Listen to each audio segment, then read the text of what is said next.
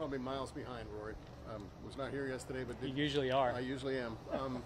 Wednesday, everything okay? There was some Yeah, concern? it's fine. It's fine now. Just a little bit of a family emergency. Okay.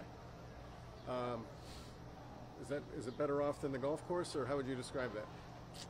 What do you mean? What's your thoughts on the golf course? But I mean, and how it's going this week? Yeah, I mean, I've played okay. I've played all right. It's a tough track. Jack's made it a bit tougher this year. The rough's really thick, obviously, with all that rain yesterday. It's super lush today. It's hard. It's like, because they haven't been able to get the mowers on it, you'll hit a tee shot that's a decent tee shot, maybe a little bit offline, going towards one of the fairway bunkers, but it happened to each of us at least once today, Victor, Adam, and myself, where a ball's going into a bunker, but it stops in this really thick rough around it, and it's just real tricky. And it's so you can be only slightly off and get penalised pretty badly around here at the minute, just because of the conditions and a little bit of the setup. I've noticed, and it's a pretty small sample size, I realize, on par fives there's a lot of laying up. Are you finding the same thing, and is that condition related, or? No, it's the redesign of the holes. Especially the fifth green.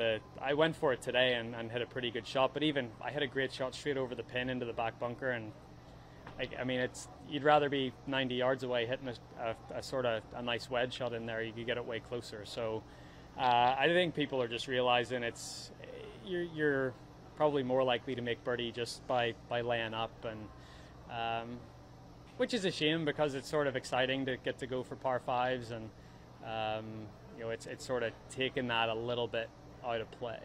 Will it matter if the course dries out? Accessibility to the fives?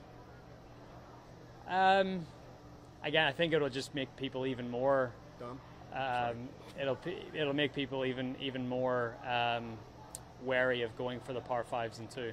Like, I went for one par five today in 2:15. I made 6 and laid up in the others and had birdie chances. I've made more birdies this week by laying up than I have by going for the green. Where'd you make your 6? I'm sorry. 15. 15. Okay. What'd you do from that back bunker? On 5, I hit a really, really good bunker shot to 20 feet. I couldn't have made better contact with it. Rory, do you think with the redesign here, and then I heard you talking to Henny about Torrey Pines, do you think that they're trying to kind of combat length to some extent by making it harder for you guys to hit driver in places? Yeah, I think what's happened here is everyone is just now playing from the same spot with their second shot. So it's really become, and it's not an easy driving golf course by any means, but everyone is hitting to the same spot. So there's no, I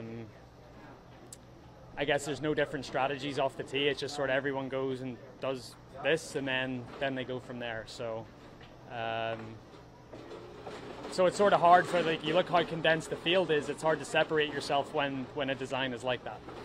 The other thing is you talked about, Henny asked you about, you kind of had, like, it seems like an up and down last month or so, even though you talked about winning at Quail Hollow. Do you think that when somebody wins, like yourself, that we have added anticipation that you're going to do something more? I think so, yeah. I mean, I think everyone from the outside thinks, okay, he's got it again, he's back, he's going to go on a run. But you never know. Like, you never, we all play this game, and you never know. You maybe have a feeling. Like, I felt like I was going into Quail Hollow with a pretty decent game, and it's a golf course that I love and I play well at. So I knew that if I played my game, I'd have a decent chance.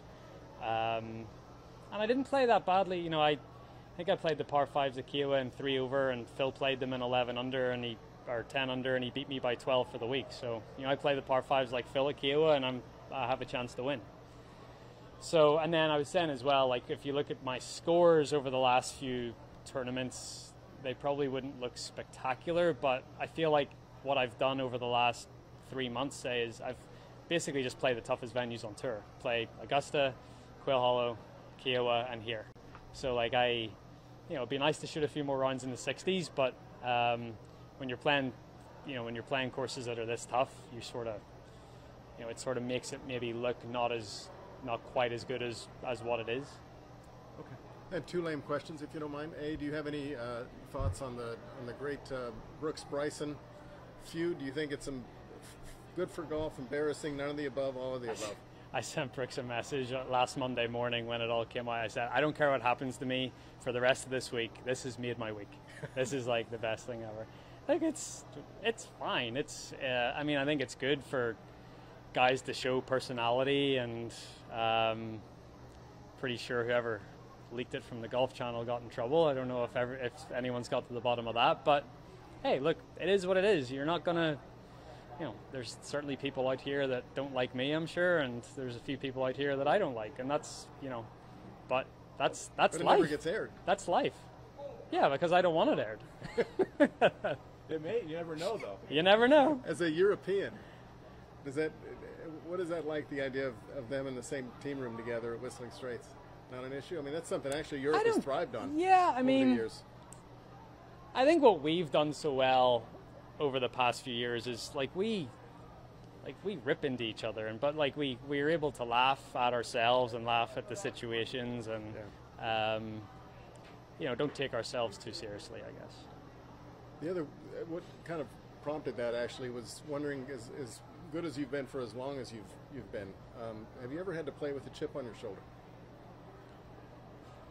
Yeah, no. The only time I felt like I played in a chip on my shoulder, it wasn't really it was sort of more when I was playing behind Phil and Ricky at the PGA in Valhalla in 2014. I saw them fist bumping coming off the 11th green together, and it sort of felt like a 2-on-1. Sort of, I was like, well, these guys sort of seem like they're teaming up on me, so I'm like, I'm not going to take that. And that sort of gave me a little bit of fire in my belly to go on and play the way I did. It's good. Yeah. Thanks, Rory. Thanks.